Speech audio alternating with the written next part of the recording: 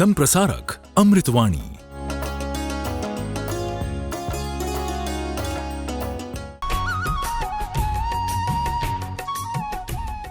पन्नगे च सुरेन्द्रे च कौशिके पाद संस्पृशि निर्विशेष मनस्काय श्री वीरस्वामिने नमः।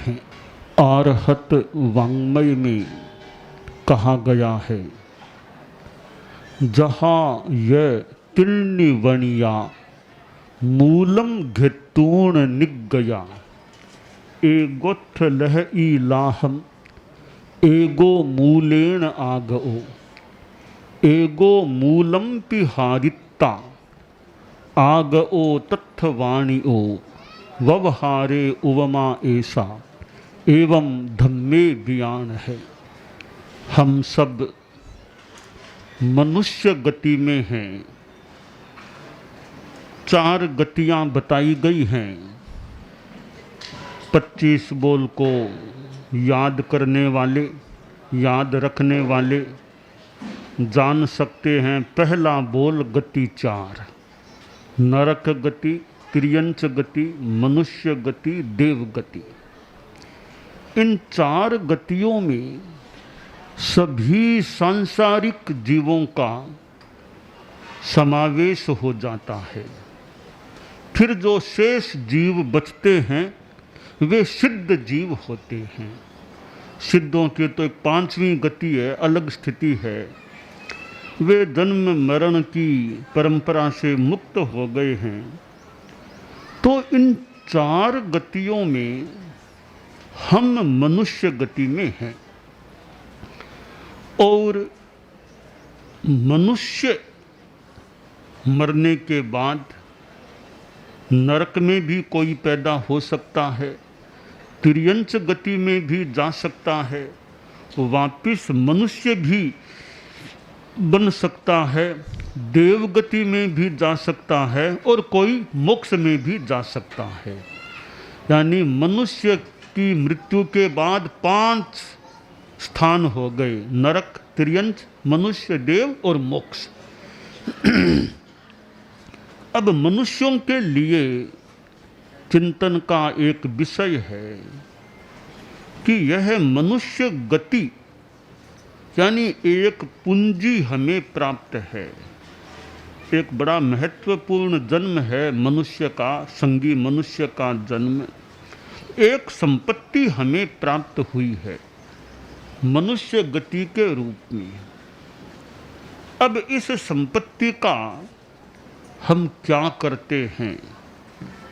किसी के पास कुछ संपत्ति हो, वह उस संपत्ति के द्वारा व्यापार धंधा करके संपत्ति को बढ़ा भी सकता है। कोई संपत्ति को जुए आदि में लगा दे और गलत कामों में लगा दे तो हो सकता है वह संपत्ति नष्ट भी हो जाए। कोई आदमी संपत्ति है उतनी पड़ी है, न तो कमाया और न गमाया, यह स्थिति भी रह सकती है। इस संदर्भ में शास्त्रकार ने एक दृष्टांत दिया है। मैं उसे अपने तरीके से बताना चाहूँगा।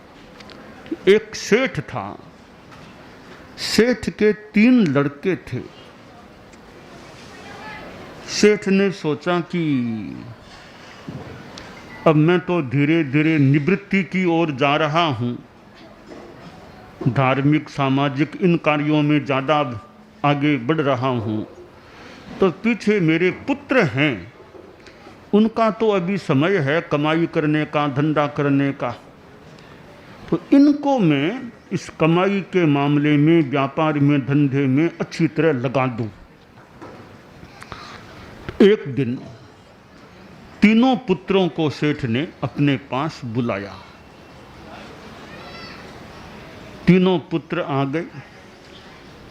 ऐसे कभी कभी परिवार में मीटिंग भी अगर होती है तो मीटिंग में कुछ अच्छी प्रेरणा भी दी जा सकती है, धार्मिक प्रेरणा दी जा सकती है।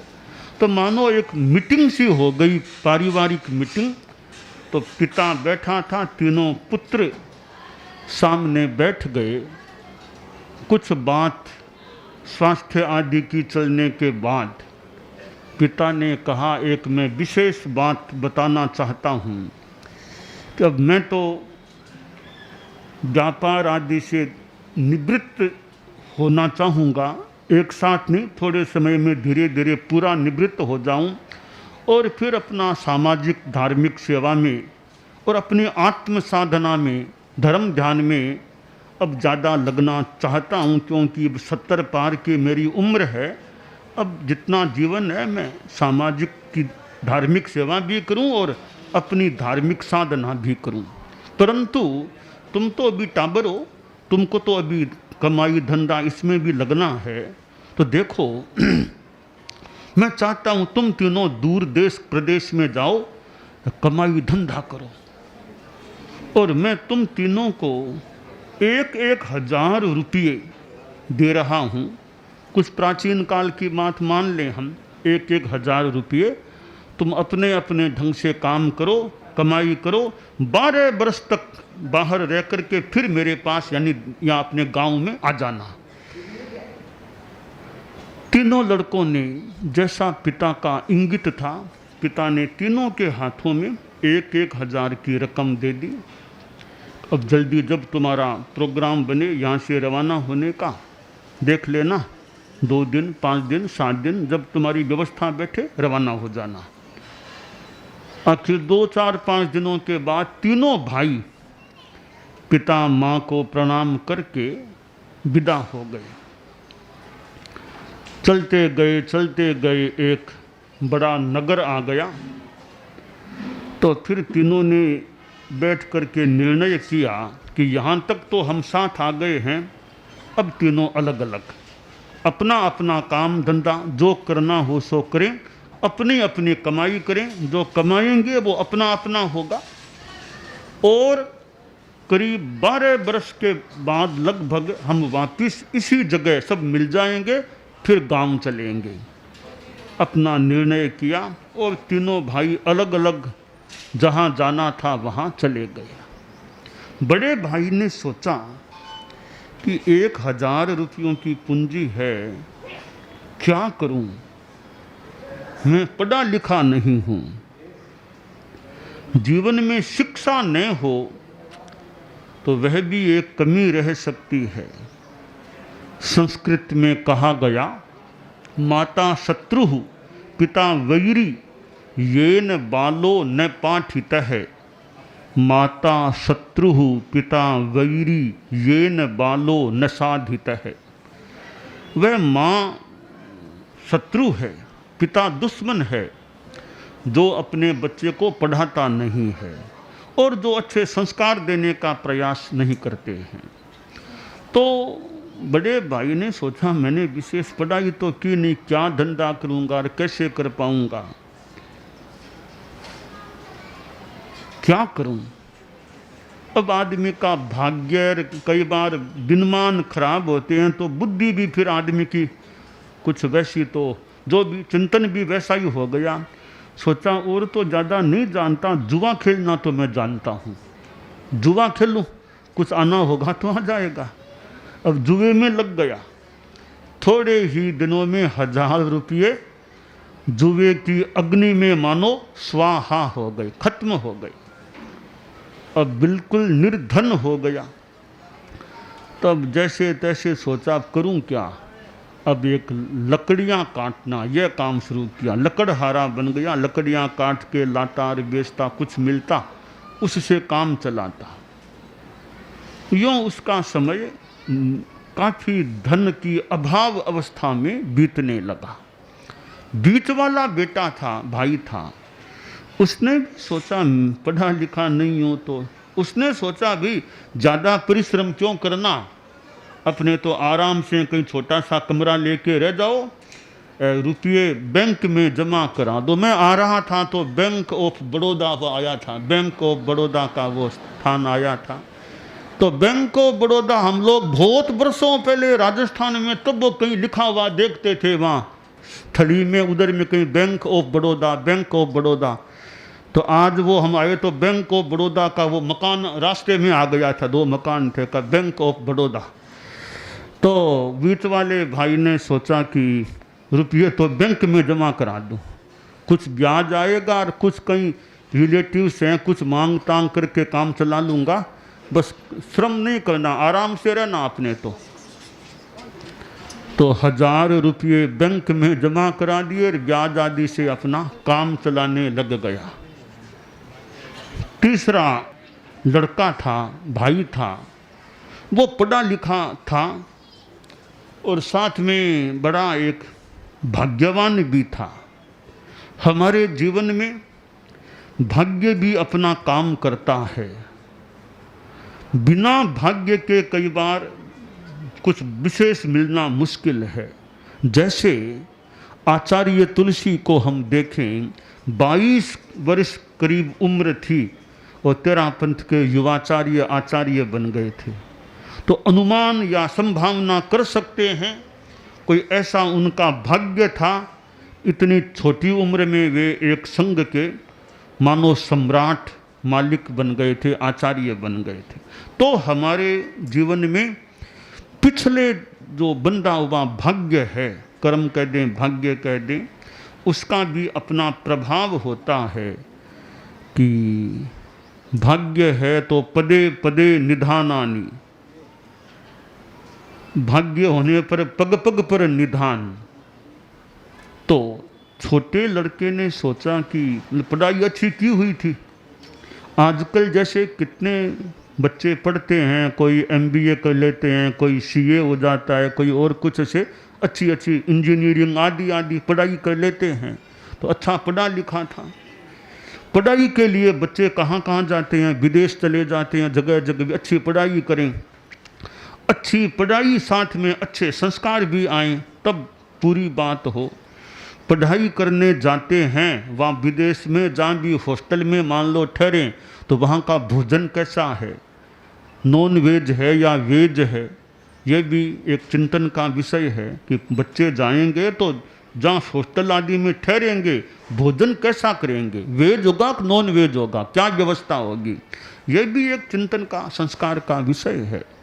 तो छोटा भाई पढ़ा लिखा, पुण्यवान, भाग्यवान, उसने सोचा मैं तो व्यापार में लगूंगा। व्यापार शुरू किया और कार्य इतना द्रुत गति से आगे बढ़ा, मानो कल्पनातीत सफलता मिली। और 12 वर्ष संपन्नता को आए तब तो बहुत 1000 रुपये ले गया था और कई लाखों की कमाई हो गई थी। अब उनका पहले से निर्णय था कि 12 वर्ष करीब होंगे पूरे, अमुक दिनांक में यहाँ सबको मिलना। 2 भाई तो मिल गए, सबसे छोटा और बीच वाला, तीसरे भाई साहब नहीं मिले। वो तो लकड़ आ रहा था और उसमें लगा हुआ था, जैसे तैसे उसको भी खोजा, खोज करके प्राप्त किया, तीनों मिले। अब तीनों मिल करके गांव गए। चलते चलते गांव पहुँचे, घर पहुँचे। पहुँचने के बाद पिता माँ से मिले, खाना पीना सब किया, स्नान वगैरह हो गए। 1-2 दिन बाद पिता ने तीनों को बुलाया और पूछा कि बोलो, रिपोर्ट दो, क्या किया, क्या कमाया, क्या हुआ। सबसे पहले बड़े बेटे से पूछा तो बोला, पिताश्री कमाया तो कुछ नहीं, खेद के साथ कहूँगा जो आपने दिया वो गंवाया, वो गंवा दिया मैंने। तो क्या किया था, मैं जुआ खेला था। पिता को थोड़ा कष्ट भी हुआ कि यह क्या काम किया, अब मेरे पास कुछ नहीं बचा, सब चला गया। दूसरे बेटे से पूछा, बेटा क्या किया। पिताजी कुछ नहीं किया मैंने, परंतु गंवाया भी नहीं है। बैंक ऑफ बड़ौदा की मैंने बात कही कि बैंक में जमा करा दिए थे, ब्याज से काम चलाया और ये 1000 रुपये आपने दिए, आप संभालिए, मूल पूंजी सुरक्षित है। तीसरे बेटे से पूछा, बेटा क्या किया। बोला, पिताजी ये बहुत विस्तृत बात है, ये मेरी कॉपी है, पूरा हिसाब लिखा हुआ है, आपसे 1000 लिए थे, कई कई लाखों की ये रकम आप संभालिए। अब आप गृहस्थों की भाषा में सोचें तो आप लोग जैसे गृहस्थ हैं, आपके भी मान लो ऐसे ही 3 बेटे हैं, तो आपको उस संदर्भ में सबसे बढ़िया बेटा कौन सा लगेगा? सबसे छोटा सबसे बढ़िया था, इतनी कमाई करके लाया है, जो कमाएगा वो बढ़िया बेटा गृहस्थों की एक दृष्टि से देखें तो पिता को वो सबसे छोटा बेटा बढ़िया लगा कि इतनी कमाई करके लाया है। बीच वाला ठीक है, खोया नहीं, कमाया भी नहीं। तीसरा तो बिल्कुल ही खो दिया था, वो तो काम का ही नहीं। यह एक सांसारिक भाषा की बात है। अब इस बात को धर्म के क्षेत्र में हम घटित करें कि मनुष्य गति वो 1000 रुपये के समान मूल पूंजी है। तीर्थंकर भगवान को हम अपना पिता मान लें, तीर्थंकर भगवान हमारे पिता मान लें, हम उनकी संतानें हैं धर्म की दृष्टि से। अब हम में से, अब तीर्थंकरों ने यानी हमें जो मनुष्य गति मिली है, अब कोई कोई लोग तो जो पाप करते हैं, हिंसा, झूठ, हत्या आदि आदि गलत हिंसा संबंधी बहुत खराब काम, चोरी आदि, वो मर कर के नरक में जाते हैं। यानी उन्होंने मूल पूंजी जो मनुष्य गति थी उसको खो दिया, नीचे नरक या त्रियंच गति में चले जाते हैं। कुछ मनुष्य ऐसे होते हैं तो नरक में चले गए, वो सबसे बड़े बेटे के समान हो गए। कुछ मनुष्य ऐसे जो धर्म भी विशेष नहीं करते, ज़्यादा पाप भी नहीं करते, वो मर कर के वापिस मनुष्य गति में पैदा होते हैं। यानी मूल पूंजी को रख लिया, मनुष्य थे वापिस मनुष्य बन गए, तो वे बीच वाले बेटे के समान हैं। और तीसरे छोटे बेटे के समान वे होते हैं जो कोई साधु बनते हैं, कोई श्रावक और कोई तपस्या साधना आदि करते हैं, मर कर के देवगति में पैदा हो जाते हैं। या फिर कोई आदमी साधु मोक्ष में चला जाए तो वे छोटे वाले बेटे के समान हैं, तो मनुष्य गति में धर्म का अर्जन करके उच्चता को वर्ण कर लेते हैं, प्राप्त कर लेते हैं। तो यह धर्म की बात हो गई। अब इस बात को हम अपने पर लें कि हम कैसे हैं। हम कहीं बड़े भाई के समान तो नहीं है ना, या हम बीच वाले के समान, या हम छोटे वाले के समान। आदर्श तो छोटे वाला भाई है, वो धन के संदर्भ में तो दृष्टांत है। हम धर्म के संदर्भ में सोचें कि छोटे वाले भाई के समान रहें, यानी इस मनुष्य गति में धर्म की साधना के द्वारा अर्जन करें, निर्जरा संबर यह प्राप्त करें, और कम से कम नरक त्रियंच में न जाना पड़े। और दृष्टांत के हिसाब से देवगति, मोक्ष तो अभी यहाँ से संभव नहीं लग रहा है, तो फिर देवगति की बात है। तो जीवन में धर्माचरण हो, जीवन अच्छा हो, व्यवहार अच्छा हो, आचार अच्छा हो, आदमी अहिंसा के पथ पर चले, सच्चाई, ईमानदारी, हम लोग 3 बातों का प्रचार कर रहे हैं। अनुव्रत यात्रा चल रही है, सद्भावना, नैतिकता, नशा मुक्ति, इन 3 बातों का प्रचार हो रहा है। और कई बार मार्ग में भी ये अनुव्रत के कार्यकर्ता जो रास्ते में लोगों को इकट्ठा करते हैं, छोटा सा प्रोग्राम सा, संक्षिप्त सा कई जगह हो जाता है। कार्यकर्ता भी मानो श्रम कर रहे हैं, लोगों से मिल रहे हैं, उनको संपर्क में ला रहे हैं, प्रचार कर रहे हैं। और हम भी फिर यथा अवसर थोड़ा समय उन लोगों के साथ लगाते हैं, थोड़ी अहिंसा या सद्भावना, नैतिकता, नशा मुक्ति ऐसी अनुभूत ऐसी बातें बताते हैं, उनको प्रतिज्ञाएं भी कराने का प्रयास करते हैं, ताकि उनकी भी आत्मा अच्छी बने, जीवन अच्छा रहे, इंसान अच्छा इंसान रहे, कम से कम इंसान तो रहे। साधु कोई न भी बन सके, कम से कम उससे सामान्य इंसान से तो नीचे न जाए, नैतिकता जीवन में हो, सद्भावना हो, नशा मुक्ति हो। तो ऐसा प्रयास करने से, प्रेरणा देने से दूसरों में भी जागरणा आ सकती है। तो अनुव्रत यात्रा चल रही है, अनुव्रत विश्व भारती अनुभव समिति और यह जगह जगह के कार्यकर्ता भी हमारे साथ मानव यात्रा में रहते हैं। अनुभूत विश्व भारती के भी कभी कभी दूसरे अनुभूत समितियों के ओर के आते हैं और वे लोगों से संपर्क करना, जाना, लोगों को इकट्ठा करना, हमसे मिलाना या वहाँ वे लोग भी अपना प्रचार प्रसार करना। इस प्रकार ये अनुव्रत यात्रा जो यहाँ चल रही है, तो अनुव्रत छोटे छोटे नियम हैं, वे जीवन में आ जाते हैं तो आदमी का जीवन अच्छा बन सकता है। फिर और तत्वबोध हो जाए, सम्यक दृष्टि, तत्वबोध, जीव क्या अजीव क्या, पुण्य पाप क्या, आदि आदि फिर ज्ञान हो जाए और आदमी धर्म की दिशा में आगे बढ़ जाए तो और कल्याण की बात है। ज़्यादा तत्वबोध मान लो न भी हो, कम से कम इंसान एक सामान्य रूप में तो अच्छा रहे। सद्भावना, नैतिकता, नशा मुक्ति, ये चीज़ें जीवन में रहे तो भले जैन अजैन कोई भी है, मजदूर हो, विद्यार्थी हो, शिक्षक हो, वकील हो, कोई भी हो, जो भी गृहस्थ हैं, उनमें ये छोटे छोटे अच्छे नियम जीवन में रहते हैं तो जीवन अच्छा रह सकता है। फिर इधर प्रेक्षा ध्यान की भी बात है, जीवन विज्ञान की बात है, ज्ञानशाला की भी बात है कि छोटे छोटे बच्चों में अच्छे संस्कार आए, धर्म के तत्वबोध को भी वे सीखें। तो ज्ञानशाला के द्वारा छोटे छोटे बच्चों में जो प्रयास होता है वो भी एक अच्छा कार्य है।